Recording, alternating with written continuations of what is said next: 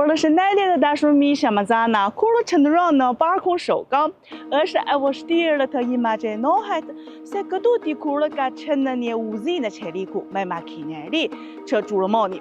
Duke parë këtë hapësirë të gjerë, kush do të kishte menduar se baraadhësia e saj ishte një bazë industriale me një histori shekullore. Parku Shogang dikur ishte baza kryesore e prodhimit të qelikut të grupit të Shogang të Pekinit. Ai u ndërtua në vitin 1919. Ka një histori plej më shumë se 100 vjetësh, me qëllim nxitje e transformimit, zhvillimit të gjelbër dhe mbrojtje e mjedisit. Në vitin 2010, uzina kryesore e Shogangut zyrtarisht ndaloi prodhimin dhe filloi të eksplorante rrugët e transformimit. Kjo ndërtesë e njohur si këpuca e kristallit është një dhuratë nga lojrat olimpike timurore për parkun Shogang. Ajo gjithashtu është një shembull i përkryer që tregon ririndje e trashëgimisë industriale. Kula e ftohjes është të transformuar në një vend garash.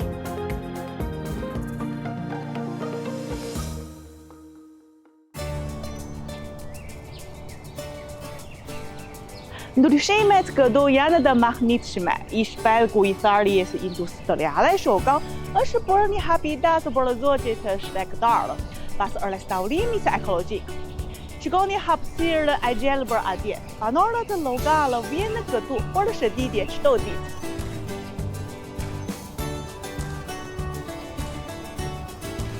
Sot parku Shogang ka tërhequr më shumë se 400 kompani teknologjike që janë vendosur këtu.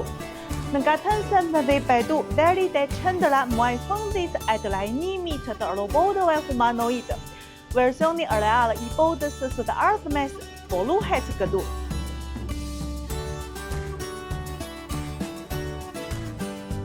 Mendi është 3000 平方米. Qendra e trajnimit të dhënave të robotëve humanoid ka një sipërfaqe aktuale prej 3000 metra shkadror. Aktualisht në fazën e parë po trajnohen njëkohësisht 100 robot humanoid. Qendra e trajnimit të dhënave për robot humanoid është e ndarë në 2 zona: zona e trajnimit të centralizuar dhe zona e skenës. Zona e përqendruar trajnimit merret kryesisht me trajnimin e përgjithshëm të robotëve humanoid në kapjen dhe vendosjen.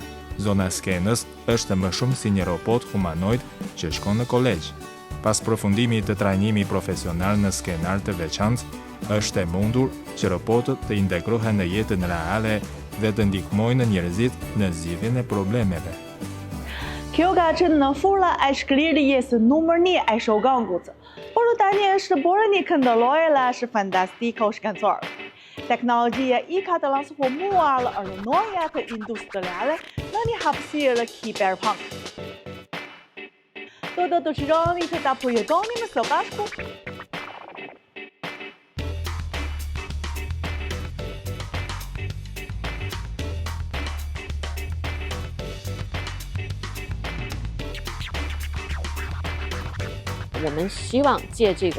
Shpresojmë të përdorim konceptin ekologjik të gjelbër për të përmbysur plotësisht përshtypjen e natyrshme të gjithëve për zonat e vjetra industriale. Në këtë mënyrë të gjithë mund ta pranojnë dhe ta përqejnë parkun e ri Shogang.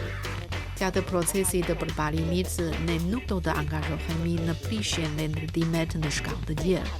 Në vend të kësaj, ne do të ruajmë dhe do të rigjallërojmë trashëgiminë industriale. Në vetvete, kjo është praktika më e madhe e qëndrueshme. Kjo është mbrojtja më e madhe ndaj mjedisit të gjelbër. Nga një uzinë qeliku në një pikë referimi të gjelbër sot. Parku Shogang është një mikrokosmos i zhvillimit dhe transformimit të gjelbër të industrive në Pekin. Faleminderit që më ndoqët. Shihemi javën tjetër.